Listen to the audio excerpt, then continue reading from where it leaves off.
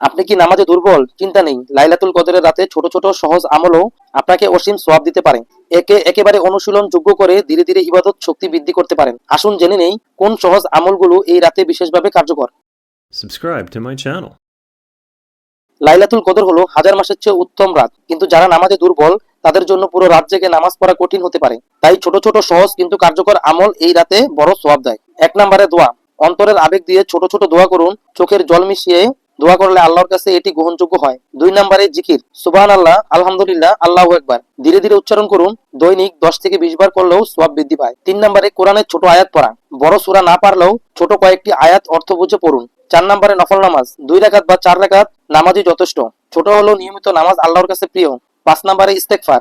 আস্তাগফিরুল্লাহ অন্তরে তৃপ্তি এবং পাপের মাপ নিশ্চিত করে। 6 নম্বরে সদকা বা নেক কাজের নিয়ত। রাতেই সরাসরি করতে না পারলেও অন্তরে নিয়ত করুন, আল্লাহ গ্রহণ করবেন। 7 নম্বরে পরিবার বা বন্ধুদের জন্য দোয়া।